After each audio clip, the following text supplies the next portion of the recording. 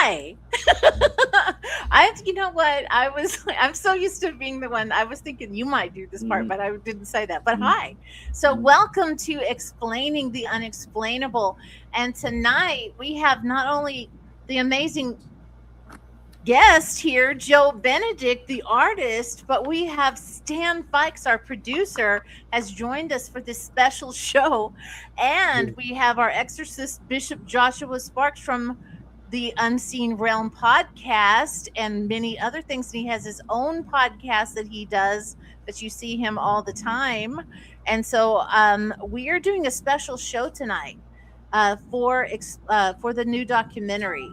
And so I'm going to turn it over to Bishop Joshua, unless I'm supposed to let Joe talk. I'm not sure. Let me give Rock and my. roll, Bishop. Rock Here and we roll. go. Here we Yeah. go. Yeah. Tonight, we step into a place where the desert does more than stretch across the horizon. It remembers, it reacts, it breathes. The sacred land of Arizona has long carried a reputation for beauty. But for our guests tonight, it became the stage for one of the most intense spiritual battles ever documented. Joe Benedict and Mercedes Lucky Benedict didn't go looking for the supernatural. They didn't chase shadows or seek out haunted legends. Instead, the land itself rose up around them, the house, the shop, the desert soil, all becoming part of a spiritual conflict that tested their bodies, their minds, and their faith. Joe, a craftsman and desert homesteader, found himself under repeated physical attack. Mercedes, intuitive and spiritually perceptive, became the primary target of the oppression. Facing moments of paralysis and overwhelming assault, their property drew investigators, shamans, and deliverance ministries into the fight, culminating in the documentary Shadows of the Desert, a record of survival, spiritual warfare, and ultimate deliverance. Joe and Mercedes, welcome to Explaining the Unexplainable. Thank you. You're beautiful, man. So are thank, you. Mhm. thank you so much. That was Perfect. beautiful. It was perfect. Thank you. Well, you're very welcome. So, before we dive into the darkness itself, let me start by asking you to share with us the moments that nearly broke you. What were the worst experiences you faced on the property? Go ahead. Well, I think some of the worst experiences, it was long going. So it was just like it was like a continuous battle, a daily battle.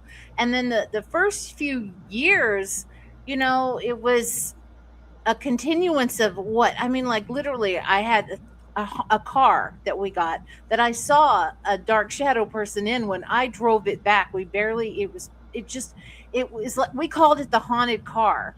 And I mean, I posted about this a lot on Facebook. I would literally be driving down the freeway, and I was traveling to Wilcox a lot, and the whole bearing, everything would just fall off, like the wheel would fall off. And so it was just like those things, after a while they wear you down. And it was almost like, why is this happening? And Joe would fix it, but we knew because we saw, I mean, I could see the things, and so we'd have it blessed. And that was just one of those things that was really hard, because I was in the car and I'd already gone through those car accidents before where I almost died. So that was kind of what I thought. And then there was the times where the um the fear that we experienced, or that I was definitely experiencing, the one of the worst times I believe was like when we came back from Sedona. And this was after, and I'm not going to say the name of it, but a big television paranormal investigation happened on our property. And it was after that you think it's going to get better. I called for help because I thought it was going to that would help us get better. Well, they did not help us get better at that point, and it made it worse. And so that's when, you know, we came back from Sedona one time, and like the storm was coming. In fact, there's a storm happening right now, which is really weird that it's happening all of a sudden like that right here. But the shadow man was outside my door, our front door. There's a glass. And so we came back in and we're putting things away. And I saw my son, what I thought was my son Tristan, outside. And I'm like, Tristan, why don't you just open the door? And I could see him because you could, in this room, there's a bedroom right there, and you can see the the door, and he wouldn't. The clouds were coming in and the wind was blowing and it was just starting to get dark, and he always wore a black hoodie. He wore black. And so I just thought it was him. And so when I got to the door, I'm looking down at the doorknob. Someone's still standing in the door as just like a person, but they're not coming in. So I went to check and see if the door was locked or unlocked, and it wasn't. And so when I looked up, I looked up the same time I'm opening the door, I and he's not there. It's gone.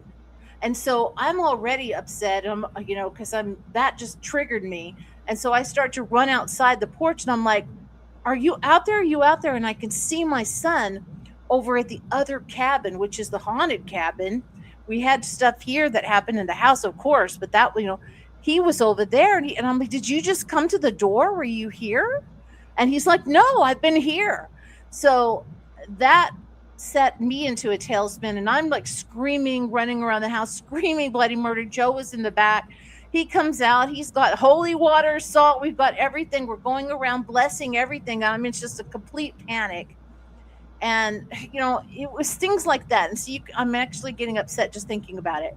But that was one of and that was just stuff. That was like one of the highlights. And the day after, my little dog, Lulu, was perfectly pretty much fine. She developed some kind of weird sickness. We had to rush her to the vet, and she died. She had to be put down the day we come back, and the day after that happened. Not only that, but when we came back, I had these beautiful angelfish in my foyer over here that had always been fine. The water was fine, but when we came back from that trip, that was what had happened. Like, I was upset then because we walked in the door and I went to go see my fish. It was black water, and my angelfish were dead. The man that checks on our house, he said the water was fine that day, and we came home in the afternoon. So how did the water get black? Why did the angelfish die? And so then that's what we came home to. And then the shadow figure man was right there in the doorway. And so this is what our life was like. And then it proceeded to get worse because we had other family members that were living in the cabin too. And anybody that lived in the cabin experienced one person experienced something clawing at his, while there's a shower in there, clawing his back. So he ran out and came over here like something's happening. There was a child scene that was a freaky little weird child. So they would manipulate, like looking like children with the black eyes, and that was in that cabin. And I'm going on and on, but it was nonstop, right, Joe? We were under attack, that's for sure. Yeah. And what about you? Like, what was some of the worst things you think? He does not like to talk about this, so it's just amazing I got him here. So, the incident I had with Shadow Man. Yes, Shadow Man. I don't like that guy.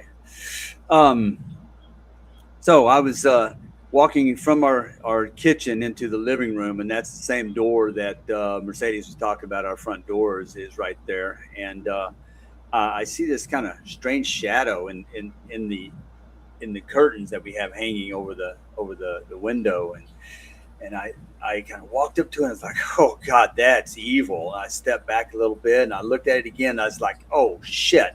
And I literally walked backwards, walked all the way through the kitchen backwards and sat on my bed for what seemed like, I don't know, 2 minutes. It was probably only 15 seconds. And then I got the courage to walk around the front again. And that shadow that was there I swear it was laughing at me the first time, but it had gone. So he that entity was bad juju. He was powerful and not a good, well, bad juju.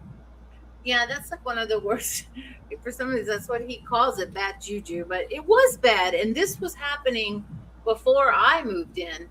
This was happening to our neighbors. The neighbors were originally people that rented the property from Joe, and so when this all happened, I reached out and I'm like, "Did anybody else have these experiences?" Because nobody had said. I mean, literally out on this property. One of the first people you made the house here, and the lady said yes, that she had experienced these terrible footsteps. Like she thought people were breaking into her house, and she heard these horrendous, and they're loud. I mean, they're like boom, boom, boom, boom. I mean, it's amazing how loud those foot. You could hear them outside. So, and I'm like, well, why didn't you tell Joe? Like, why didn't they tell him at that time when he was renting it? And they just were scared. They just decided it was a woman with her child and she just wanted to get out of here. So it's like they didn't want to talk about it. They didn't want to tell Joe, but they did. It was the neighbors had experienced that. So you guys had a lot of paranormal activity within the house itself. But Oh, Joe, didn't you have some paranormal activity in your shop as well? Uh, yes, that is affirmative. Yes. What would happen was I'd end up pacing in circles around my desk, just not getting any work done, just kind of confused. And I would also get a tightness. It felt like somebody was squeezing my heart, and it just was bad juju again. And um, very quickly after that, again, we had our shaman friend come out. We've had multiple people come, and it would get better for a short while, but it um, we we had some growing to do and some and to clear this property. It was a battle to say the least. and Joe, tell him when that you'd hear these voices. Like we hear voices, and they would play with Joe. They would mess Yeah, with Joe. it was multiple times. I thought Mercedes was calling me from the back porch. My shop's just right there, Roxo's away, and I'd walk around the corner. Nobody's there. Holy cow! And uh, child's voices a lot of times was kind of, it was just weird. I was oblivious to it. I didn't wake up to the spiritual attacks till really Mercedes came into my life. So that's when I, for lack of better words, woke up. And so, yeah, I would be under attack there. And well, when Mercedes did move out here, we fought like cats and dogs. I tell you what, it was not. They were having a field day with both she and I, and just, well, effing with us, messing with us big time, big time. Yeah, it was almost like if they could, we would be happy, like something good would happen. And as soon as something good happened, boom, it was like something terrible would happen that would pit us against each other. And, I could see a lot of these things. So it's kind of like, don't you see that? And when you see, and he wasn't seeing, but it just made it after a while, the more I learned about this, the more I realized it is about divide and conquer. That's when Bill Bean and I started learning about what happened through him, talking with us, I learned about this divide and conquer. Before then, I think before I met Joe, I was in a different place where I saw happy spirits. I saw animal spirits. I saw things like that because I was more with my healing work. And I was not experiencing negativity. So when it started to happen, then I started to like call in Archangel Michael and different things. But I was just trying to do that from my own self, trying to learn. But it was through this place that I really learned, what happened, how to do the battle. But we were fighting all the time, and it was not good. It was not good. The desert doesn't whisper, it roars. And your land seemed alive with activity that no one could ignore. And, then things turned physical, dangerously physical, as if something wanted you gone. And, I want to ask, what was happening when Joe experienced repeated attacks on his heart and on his body? Well, it was. I would never thought I was having a heart attack. Okay, but it just felt like somebody was just pressing on or squeezing my heart, and that's when we started doing the Lord's Prayer a lot. Okay, and that seemed to curb it, if you want to call it that. But they're bad juju, and again, Mercedes said it. I don't even like talking about it, but here I am, loving it. Yeah. Well, I mean, I am having to make him talk about things now because we have the documentary Shadows of the Desert out, and it's taken so long for that to even come out or get out. It's like if I don't talk about it, like when it first came out 2 years ago, or when we were going through making the film, or I was making the film, we weren't talking about it. I was interviewing just a little bit, so I'm sorry that I Yeah. have to make you talk about it. I really am, but I don't know what else to say. Like, what can I do? We have to talk about it. Copy. Okay. Okay. I'm talking about it, guys. Well, if you don't talk about it, and you don't get those feelings out and stuff, then in essence those spirits win. Exactly. And so you don't want that at all. So, but Mercedes, did you find that you were being targeted a lot whenever you were there when you first came there? Well, I think what happened was when I got here, before I decided to move in, and of course we didn't weren't married. What I learned was that everything was fine until I actually decided to move in. And then once I decided to move in, like there was little games that were played, like where's my keys, or where did this thing go? Where's that? It's missing. And I knew the spirits were out here, but I wasn't picking up that there was anything really negative. And if you look at my Facebook page, you'll see different things that I'll share, because it wasn't that bad the first year, but that's when it just little by little, each as the years went by, and the next year, that it became full out target, because what I was doing was trying to, I could see them, and so we would sit outside and I could see the different spirits, and Joe and I were learning. We were having fun. A lot of it we're learning and going around learning about the crystals and putting the crystals, and we filmed that. I put that in the documentary. Like all those were the things that were fun, but they didn't like that. So they didn't like the fact that we were getting stronger together. And then that when it finally came down to it, like at the very end in 2019, when I was on that television show, when our family was on that show, um, I was so sick that day, and I had just found out that was septic, like from our doctor, Dr. Reichland, had just told us that same the day before, that morning. So I literally was that sick when you see that episode, and it was working on the attacking me. So what I was doing was I was seeing these happy spirits, like they were like wispy, and they would come up over the bed and they would float, and it was a happy kind of wispy feeling over me, and I thought it was fine. Well, what the person saw in that, uh when they came here, was that thing. They saw exactly, I never shared that with them.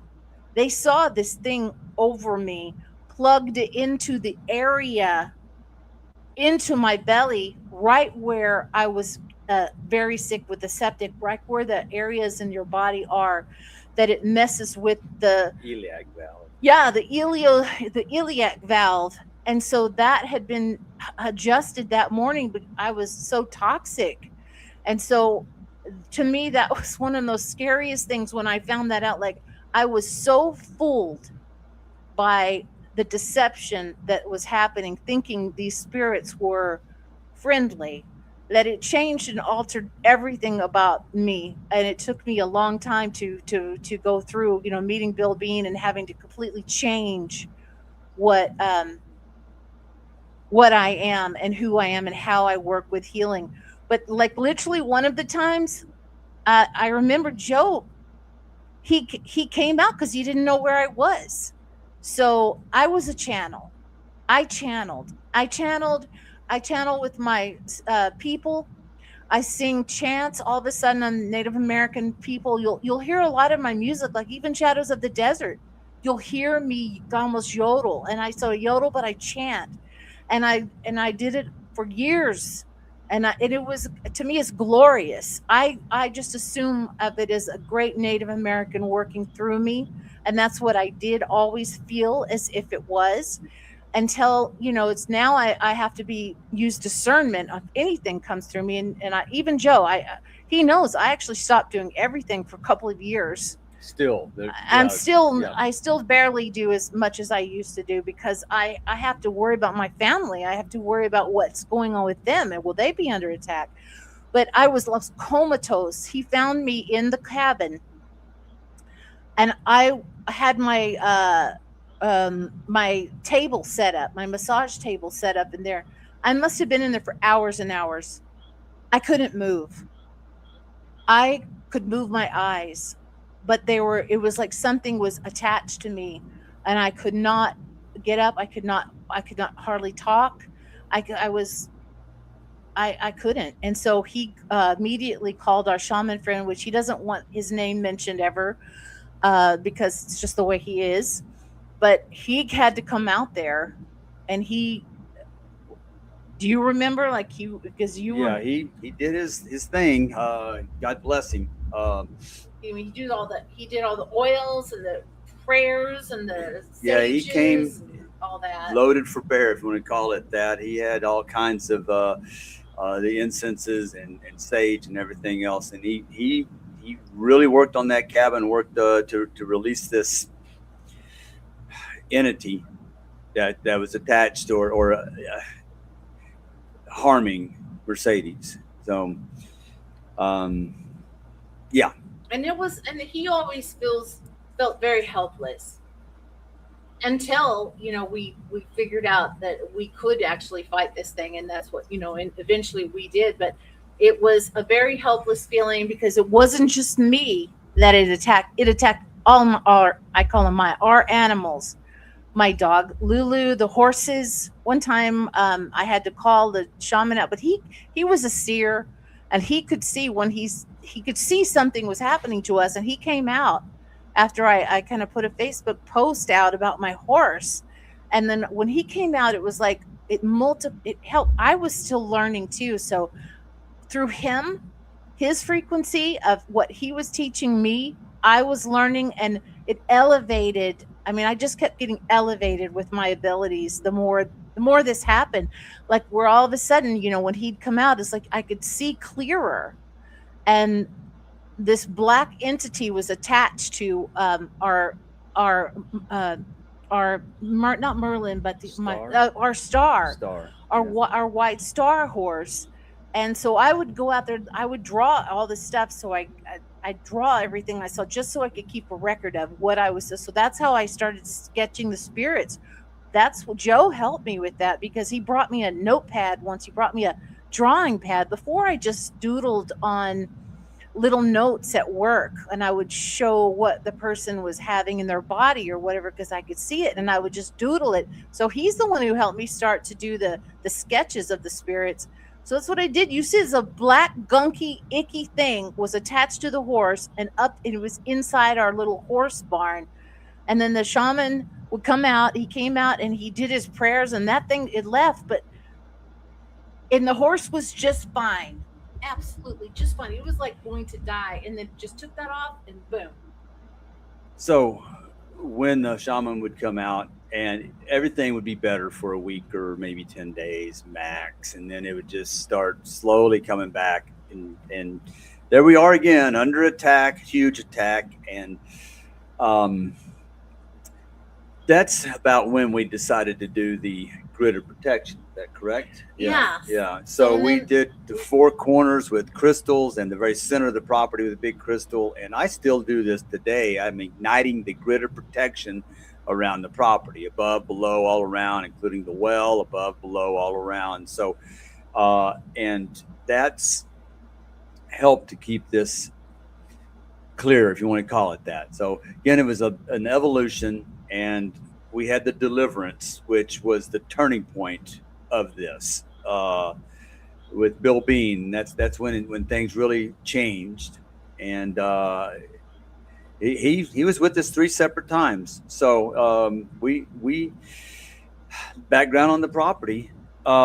Native Americans lived here 12,000 years. 1,000 feet from us, is a place called it's called the Brawley Wash, which ran pretty much year round until the water was stolen for agriculture. 80 or 70, 80 years ago. But it ran year round. They were able to farm, and Native Americans have lived on this property for up to 12,000 years. So lots of history. They have their own wars. There was with the Spanish came in and did what they did. And we did what we did to the Native Americans. So lots of lots of bloodshed. lots of bloodshed. So Well, it sounds to me like there was more than just Native Americans living there. There's been entities living there for thousands of more years, and spirits are territorial, and they wasn't about to give up their territory without a fight. Reminds me of the time that Jesus came to the land of the Gadarenes and met the man that had legions of spirits in him. And when Jesus cast them out, they went into the pigs. The pigs killed themselves. So they do attack animals. They attack our families. They attack our health. They attack our finances. They attack our ability to work. They attack our ability to reason. And you talked about uh, your sleep paralysis and how that the situation demanded a more ancient intervention. And you talked about how that deliverance became the only path forward. And you talked about our beloved brother, who I'm proud to call my friend Bill Bean, how he stepped into the battlefield. And Stan, I think you may have a question that you'd like to answer or that you'd like to ask in regards to that. I apologize, y'all. I'm hearing a really weird noise in my headset. I can't shake it. Okay. Well, I'll ask this question. Yes, Can you please. hear me, Mercedes? Okay. You and Jeremy? yes, Okay. yep. Can you talk about Bill Bean and the three deliverance exorcisms and what happened during those deliverances? Do you want me to do it? Yeah, go ahead. Yeah. So Bill, um, I ended up out of a kind of a fluke. He ended up coming to me through another person that heard about our story or heard about what was happening. And she said, "Well, try Bill Bean." And I call him, and I'm like, "I have no idea who that is."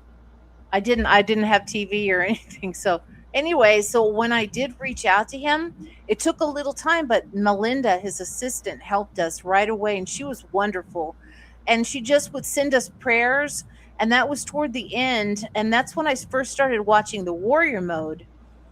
It was in the that year, just that of 2020, and but it kept getting worse over here. So I'm like, we need help. Like, I'm reaching out, we need help. Like, it was the whole family started. That's when you could see, like, all of a sudden the family was being pitted against each other, not just me and Joe, but everybody that had to move here, to one, for the pandemic, and two, just for other reasons that had to. So everybody was here on the property, and instead of getting better, it was getting worse because more people were here and they were under attack.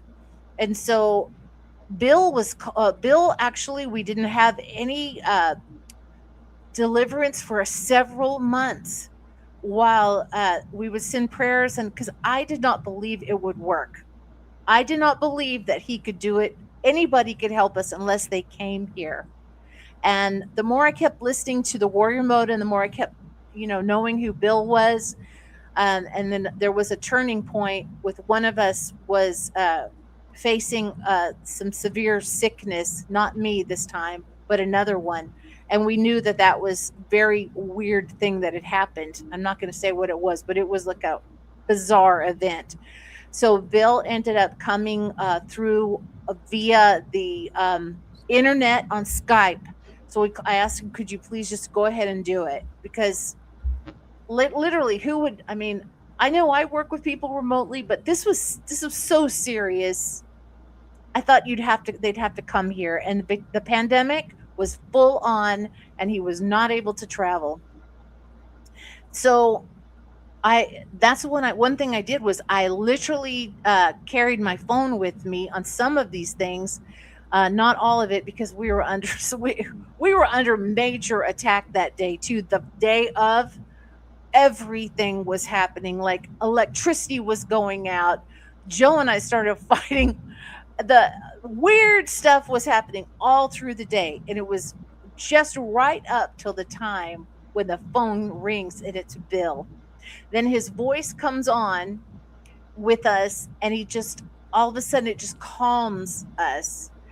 And the situation at the time was that we could only do one. We ended up with the three times is because we had to do three different areas of the property. The first one, we focused on the house, we focused on what was happening in here. And the second one, we focused on the family members, because one of my sons had actually been with us. He stayed in the room with us during the first deliverance. And he was actually, I didn't even know he was in the room, but he was. He'd come into the room because we have all these animals. So we were trying to do this, Joe and I. And when you have a lot of people, if somebody doesn't want to participate, you cannot force them to participate. So Joe and I were the ones, and then my youngest son came into the room, and we had the first deliverance together. And that was phenomenal. I kept some of the footage. I still need to find if we had some more footage. I have it, but what I felt and what Joe felt, I felt like waves of energy coming over me. I felt as if like I was just crying afterwards. I just felt it was so much better when he did that. And the next day, it's like the house felt different. Literally, I mean, this house was frightening. I didn't even want to go in my bathroom. I didn't like being in every room had something in this house. The doorway to the back, like it was like a grand central station.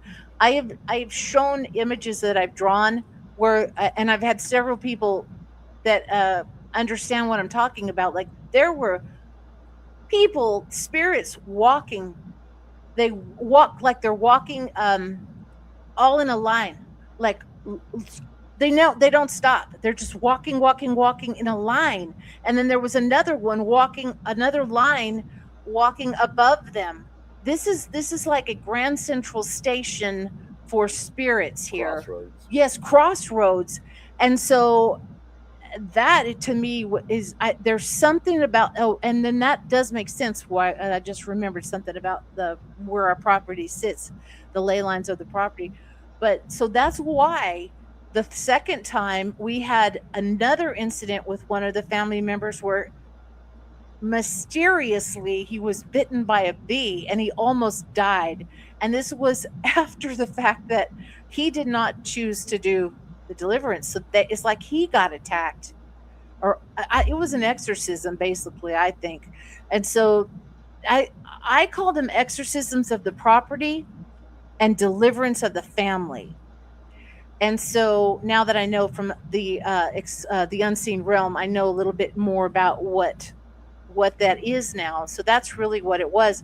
And then the third one was when we were able to get the whole property after the other family had moved. We were able to go into the cabin, which was the worst. And so we had actual paranormal investigations with the Tucson Ghost Society, Becky McKitty Guidison, who's also on the web radio network with her show, but she helped us. And the voices that we heard, or she would pick up every time, she would pick up these voices. And what was in that cabin was just sickening and frightening, and multiple uh, entities were in that cabin, and they were gone. He did that, and I filmed that one as best as I could while we're walking around. But he went to every place with us on the phone and took us through all the rooms and did the prayers Oil. and the oil. Joe was spraying the oil. So I mean, it's like freaky because I'm filming it while we're doing it, and I felt weird doing that. But it's like I was compelled, like I have to catch this. What if something I catch something? And I could see like the whole thing whenever he did the last exorcism in that back room where that's where that little creature always was, or the portals were in that back room. All of a sudden, Bill's audio goes off. You do not hear his audio at all. It just mysteriously disappears. But when he finished that last prayer, it came back on. So he got it. Whatever it was, he got it. And I'm going to turn it over to Joe now, but that was what then the miracles, like after that it was like the lights went on the property.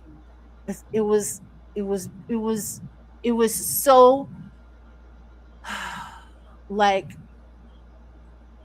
you felt released. You felt released. I know sometimes in these situations it's a little hard to talk about. Like when Joe was earlier having a little bit of difficulty in talking about things. When Bill Bean done these exorcisms or deliverances, I know that a big part of that is a spiritual battle that goes on with you guys on your property and things. But did that fall over into a physical battle within that house also? I mean, can you tell us a little bit about the physical part of the exorcism or the deliverance? So we went with holy oil and marked over all the entrances, all the windows, and everything. And then Bill was basically leading us. Though one of the things that came up during, I can't remember if it's the last one or one of his deliverances, he said, "Joe, you're the priest of the property." So I took that very seriously. I still, again, Mercedes, we all do it. We all work on the property, but every evening I'm at my fire bowl with my feet propped up and doing my prayers and gratitude. And then we also do the protection of the property and just uh, go that way. Now, the physical part, um, well, You know go what? ahead. And then Yeah. I think about that. That's a good question, because what happened to us physically, the first and the second and the third, all those times, I literally felt like withdrawal, like you feel sick, like you're feeling like you have these withdrawal symptoms. So I mean, I think that what they're inside, that energy is like in you or around you, and then it was like expelled from us. And the strange thing is like that happened. It just felt like the whole house was being expelled. Literally, I walk by it every day. On that door, we have never taken the crosses off. I've never cleaned my windows. They're still there on the doors, the very original ones. We have not cleaned them ever. Whenever, and at the three, so like Yeah, it's true. true. And Yep. I'm not good. I'm not ashamed of that either. Mhm. I will not take you down. Mhm. And the thing is, what I think what happened is like we learned so much from Bill from those three, because they didn't happen all at the same time, but by he kind of trained with us in a way, and it kind of helped us, like telling Joe that he was the priest of the property, and whatever he said to him, it stuck. From that moment on, Joe literally, he and I started doing the prayers. We did prayers, but we didn't do prayers. We started right then on our knees praying together as a husband and wife every single night. We do that still to this day. And yes, every single night, maybe we did see the grid of I saw a grid of protection, and so we started, doing that prior. But when we what we did then afterwards, we ignited it with the blood of Jesus Christ. We did everything before almost in a new age way or a Native American way, which was fine. But like Joe said, how long did each of those last? 10 days at the most before we would be attacked again or some horrible thing would happen. Like constantly, that last 2 years, it was like consistent because when I reached out to that group, the people of the television show, I was at my wits' end then. And that took me 3 different times before I could actually get on that where they'd act, and they for some reason they decided to call us.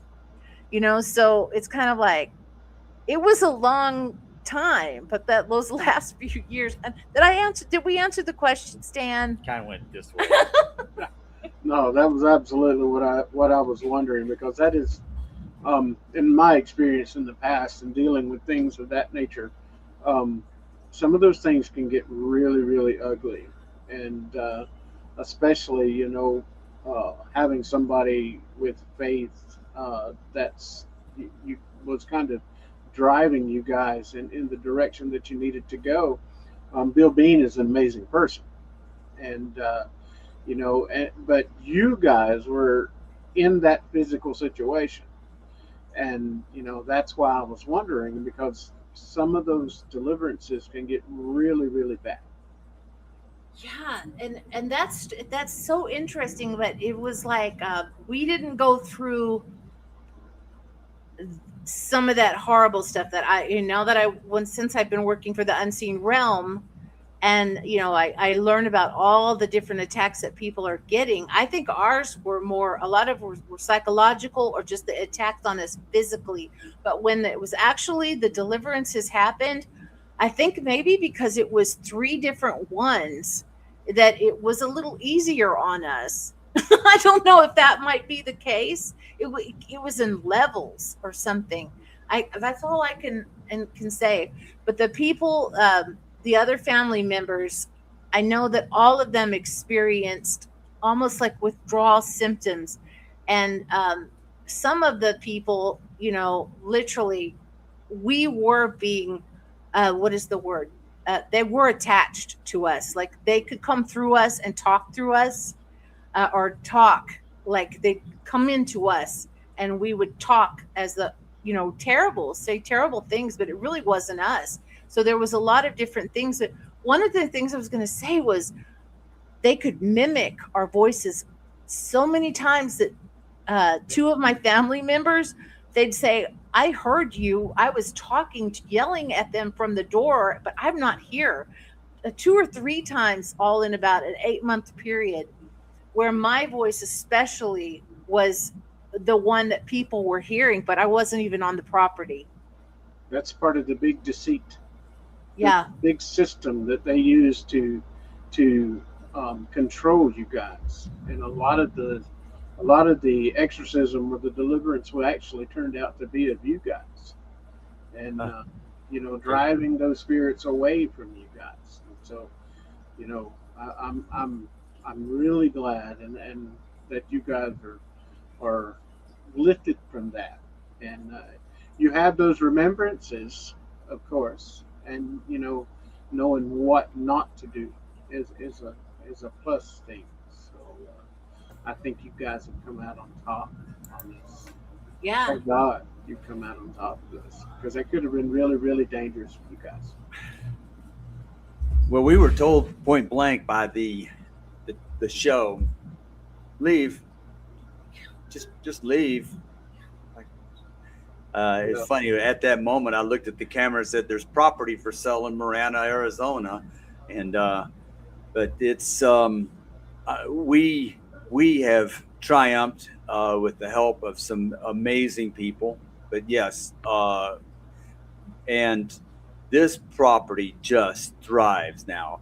Our shaman friend asked me a question early on in this. He says, "Joe, is there any wildlife on your property?"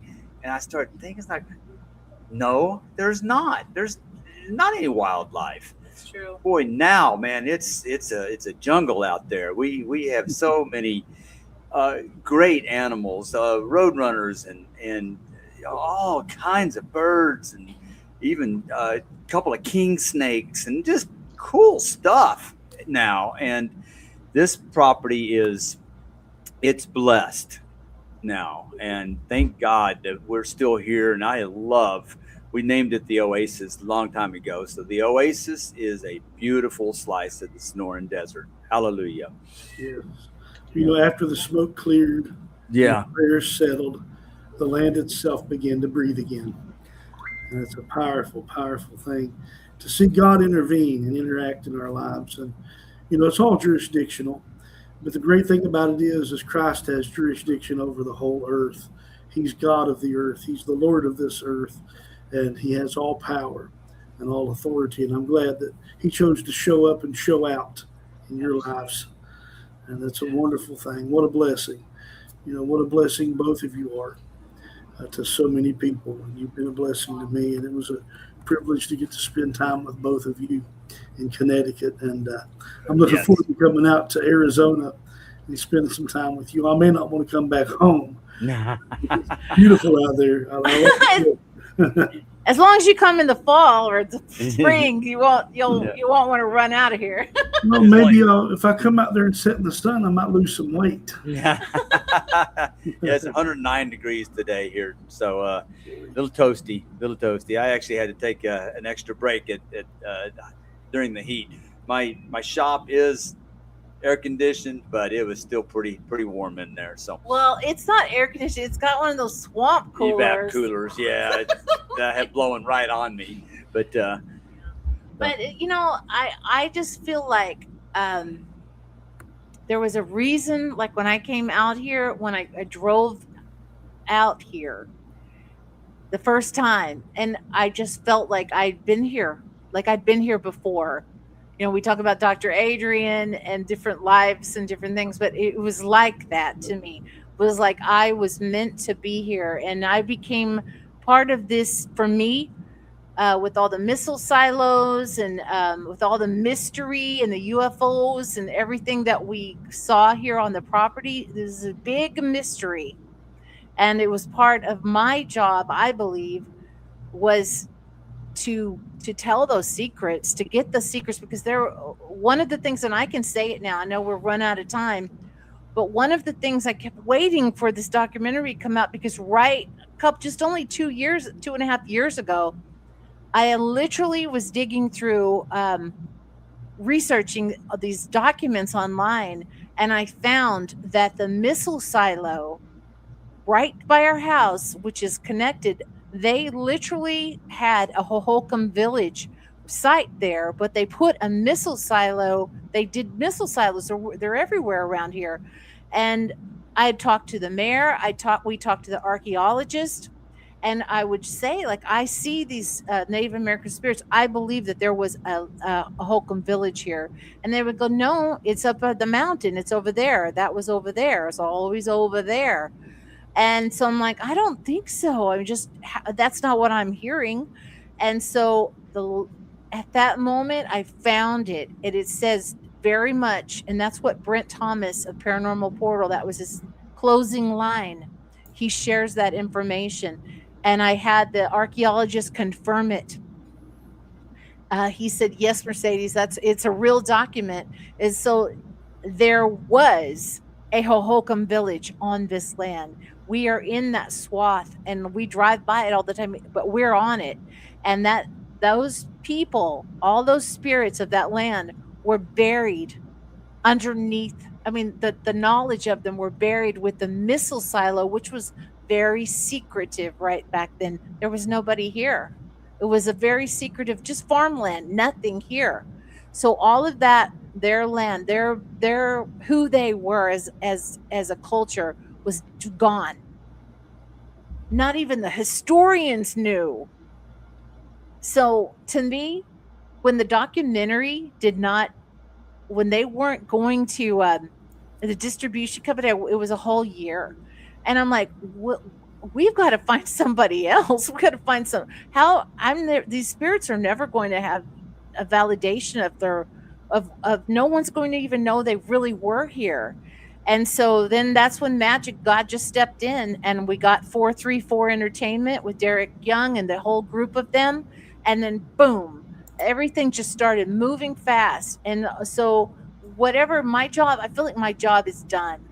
It's out there, and then we can all just say, okay, yeah, hey, you were here, weren't you? You lived here. And I think that's a good thing. And all the spirits that are here.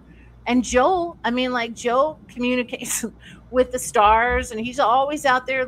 He's seen so many amazing things in the sky, and we talk about that. I know we've gone over Joe, but Yeah. So again, the biggest thing that gets me when I'm sitting at my fireball, I just look at the stars, and everything you can see is just in our galaxy, one galaxy of trillions. It's mind blowing that and just humbling in multiple ways. So, okay, what's next? Well, I just wanted to say that, yours and Mercedes' testimony stands as a reminder that spiritual warfare is not a metaphor, it's a reality. And yet your story proves that the light is stronger, the victory is possible, The light. and the desert itself can be reclaimed. Nice. The light, of course. Light will win. Yes. It always does. Yeah. And I just want to thank everybody for joining us tonight on Explaining the Unexplainable. Until next time, stay discerning, stay grounded, and keep seeking the truth behind the veil. Amen. Good night, everybody. good Good night, night. and thank you for Love you all. having Love us you too. on. You've done amazing tonight, both of you. Thank you. Love you. Love you. Thank you.